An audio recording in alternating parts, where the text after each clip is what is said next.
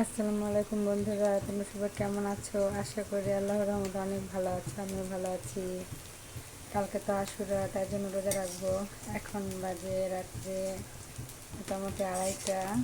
তো আমি রান্না করতেছি। শেষ রাত্রে তো বেশি কিছু করা যায় না।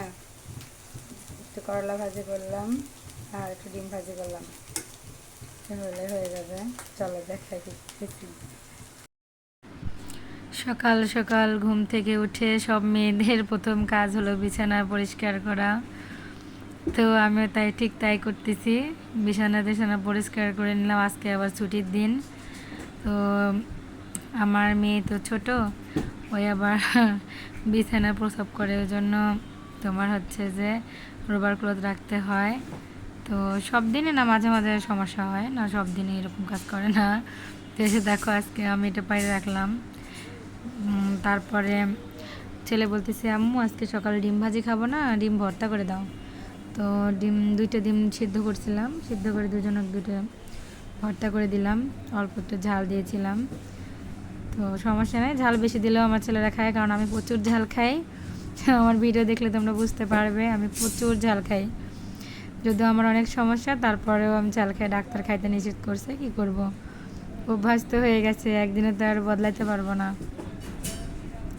তো বাচ্চা টাচ্চাদের খাওয়ানো শেষ করে আবার দুপুরে রান্না করতে যাইতে হবে। এই যে দেখো কপাল, একে তো রোজা আছি, রান্না বসাই দিব চুলায়, দেখি গ্যাস শেষ। পরে আবার তোমার ইন্ডাকশান বের করে ভাত উঠাই দিলাম, কারণ বাবুরা তো রোজা নেয়, ওদের খাওয়াতে হবে। তো ইন্ডাকশান বের করে রান্না উঠাই দিলাম। এদিকে ওর বাবা আবার ফোন দিয়ে বললো গ্যাস সিলিন্ডার নিয়ে আসতে। বন্ধুরা, আজকে তো আশুরের দিন। তো আমাদের গ্রামের বাড়িতে দেখতাম সবাই আশুরের দিনে চিনি দিত, মানে ঝাল দিয়ে পোলা রান্না করতো। তো আজকে আমি রোজা রাখছি, আমার বাচ্চাদের বাবা রোজা রাখছে। তো চলো গরুর মাংস রান্না করছি, একটু ঝালের পোলা রান্না করি। চলো তোমাদের দেখাই আমি কীভাবে রান্না করি। এখানে আমি কাঁচামরিচ, জিরা, মশলা, আদা, রসুন, পেঁয়াজ সব কিছু বেটে নিয়েছি। এখানে রেখে দিলাম।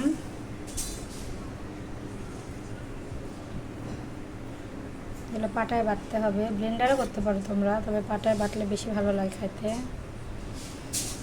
এখন এই যে দেখো, এখানে আমি ডাল ভিজে রাখছিলাম, ইফতারি করবো, একটু ডালের বড়া না হলে হয়, তাই জন্য এখন ডাল পিষে নেব।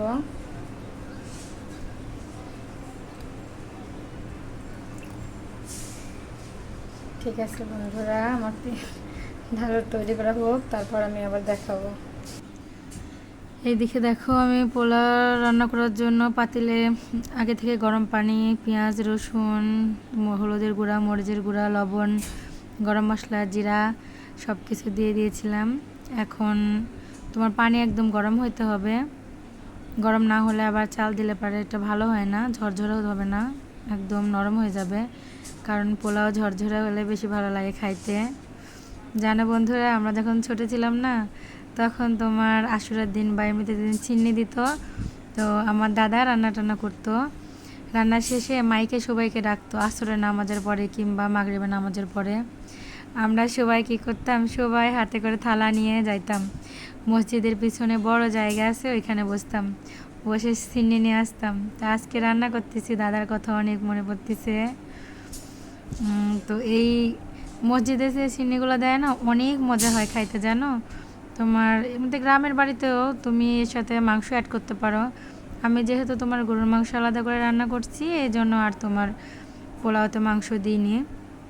আমার ছেলে আবার গরুর মাংস খায় না, সেটা একটা কারণ, এই জন্য আর দিলাম না।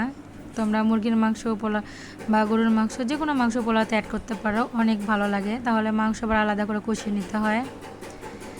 তো মসজিদে যেটা সিন্নি খাইতাম, ওইটার স্বাদ তো অনেক আলাদা, খুবই ভালো লাগতো খাইতে, অনেক মজা। কারণ ওইগুলো তো সসপ্যানে বা তোমার আমরা ডেস্কি বলি, গ্রামের ভাষায় ডেস্কিতে রান্না করা হয়, অনেক ভালো লাগে।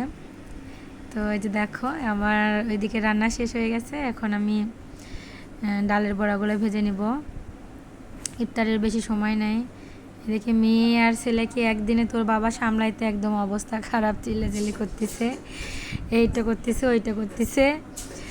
তাহলে চিন্তা করে একদিন এই অবস্থা, তাহলে আমরা মেয়েরা যখন বাসায় থাকি দিনের পর দিন বাসায় রান্না করতে হয়, কাজ করতে হয়, তারপরে অসুস্থ শরীর থাকলে তো হয়েই গেল, বাচ্চা সামলাতে হয়, সব কিছুই করতে হয়। তো আমার রান্না শেষ। আমি এখন রান্না এই যে গরুর মাংসের জিরা গুঁড়া করে দিয়ে দিলাম, কারণ এটা তো আমি দিয়ে আগের ভিডিওতে বলছি। এই যে দেখো আমার পোলাও বেশি নরমও হয়নি, একদম ঝরঝরাও হয়নি, যেমনটা চাইছিলাম ঠিক তেমনটাই হয়েছে, অনেক ভালো হয়েছে। তো ইফতারের পরে আমি খেয়ে দেখছিলাম, অনেক মজা হয়েছে। কিন্তু জানো, ওই যে আমরা মসজিদে যে সিনিটা খাইতাম ওই রকম স্বাদ না হয় না।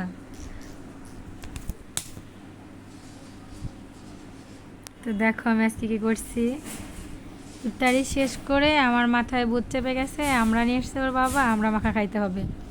তো যে দেখি শুকনো মরিচ নাই ভাজা, আবার কি করব, শুকনো মরিচ ভাজতে লেগে গেলাম। আর শরীরটা ভালো না, এখন কি করব, ডাক্তার তো বলে যে কোনো মুহূর্তে আপনি হার্ট অ্যাটাক করবেন কিংবা স্ট্রোক করতে পারেন।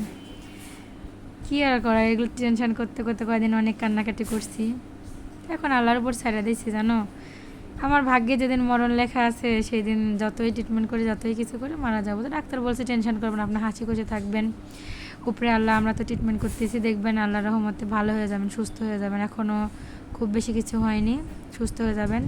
তবে খাবার দাবার অনেক সাবধানে খাইতে হবে। দেখেন আমি কেমন মরিচ নিচ্ছি, এই যে আমার স্ট্যান্ডটা নষ্ট করছে ছেলে, এক হাতে ভিডিও করতেছি এক হাতে মাখাচ্ছি, থালার থেকে একটা নিচে পড়ে গেছে।